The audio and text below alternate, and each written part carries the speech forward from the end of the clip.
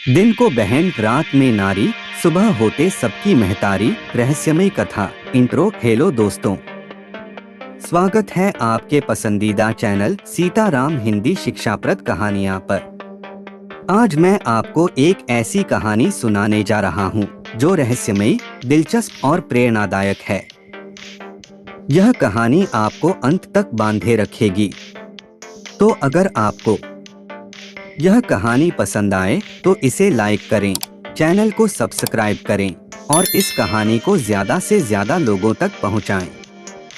तो आइए चलते हैं उत्तराखंड के सूरजपुर गांव की ओर, जहां की रहस्यमयी कहावत दिन को बहन, रात में नारी, सुबह होते सबकी महतारी ने पूरे गांव को दशकों से सवालों में उलझा रखा है। गांव का रहस्य और डर। सूरजपुर गांव पहाड़ों के बीच बसा एक खूबसूरत लेकिन रहस्यमयी जगह थी। गांव के हर कोने में एक अजीब सा डर बसा हुआ था। लोग कहते थे कि दिन में सफेद साड़ी पहने एक लड़की जंगल के पास दिखाई देती है। वह लड़की मासूमियत से हाथ हिलाकर बुलाती, लेकिन जैसे ही कोई उसके करीब जाता वह गायब हो जाती। रात को अक्सर गांव के लोगों को छत पर किसी के चलने की आवाज सुनाई देती। बाहर निकलने पर कोई नहीं मिलता, पर एक ठंडी हवा का झोंका लोगों की रीढ़ में सिहरन पैदा कर देता। सुबह गांव के हर घर के दरवाजे पर ताजे फूलों का गुलदस्ता रखा मिलता था। यह फूल कहां से आते थे यह कोई नहीं जानता था। इन घटनाओं ने गांव के लोगों को अंधविश्वास और डर में जकड़ रखा था। कोई इसे श्राप मानता था तो कोई देवी का आशीर्वाद। एक जिज्ञासु पत्रकार का आगमन। ऐसे ही समय में गांव में आरव नाम का एक युवा पत्रकार पहुंचा। उसकी दिलचस्पी रहस्यमयी कहानियों में थी। वह जानना चाहता था कि इस गांव के पीछे क्या सच है।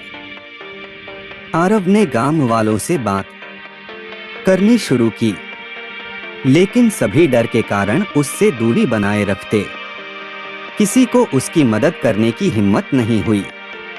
एक दिन गांव के सबसे बुजुर्ग रामदास बाबा ने आरव को बुलाया। उन्होंने कहा, बेटा, अगर तू सच जानना चाहता है तो दिव्या की कहानी सुन। उसी में इस कहावत और रहस्य का उत्तर छिपा है। दिव्या की दर्दभरी कहानी 70 साल पहले की बात है। दिव्या इस गांव की सबसे प्यारी लड़की थी। उसकी आंखों में मासूमियत, दिल में सेवा का भाव और आत्मा में एक असीम शक्ति थी। वह हर किसी की मदद करती। लोग उसे गांव की बेटी कहते थे। लेकिन गांव के पास एक जमींदार ठाकुर वीरेंद्र दिव्या की सुंदरता पर मोहित हो गया। उसने दिव्या को हासिल करने की ठान ली। उसने अपने धन और ताकत के दम पर दिव्या और उसके परिवार को धमकाना शुरू कर दिया।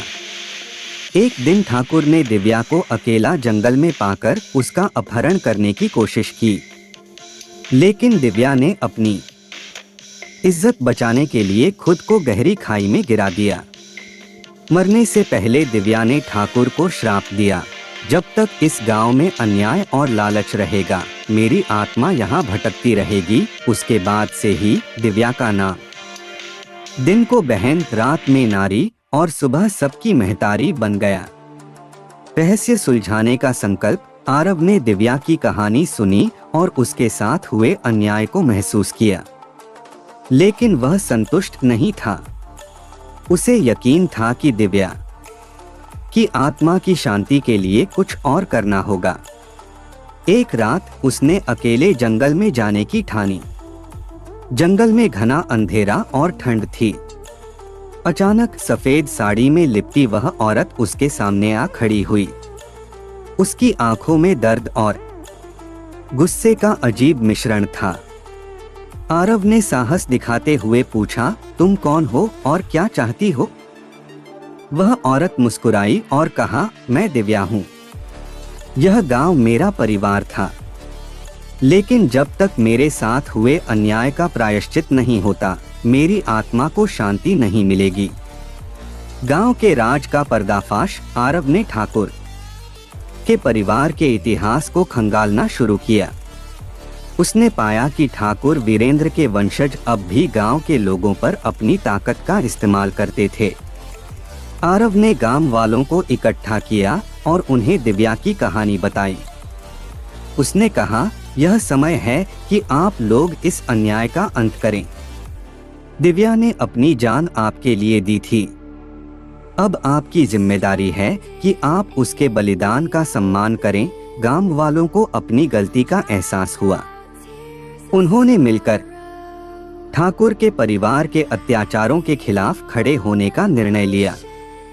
आखिरी रात और मुक्ति, गांव वालों ने दिव्या की आत्मा की शांति के लिए एक विशाल यज्ञ आयोजित किया। यज्ञ के बाद आरव ने आखिरी बार दिव्या की आत्मा को जंगल में देखा। दिव्या ने मुस्कुराते हुए कहा, तुमने अपना वादा पूरा किया, अब मैं मुक्त हूँ। उसके बाद एक तेज रोशनी के साथ दिव्या की आत्मा गायब हो गई। उस दिन के बाद से गांव में रहस्यमय घटनाएं बंद हो गईं। कहावत का असली अर्थ, अब सूरजपुर गांव के लोग उस कहावत को गर्व से दोहराते हैं।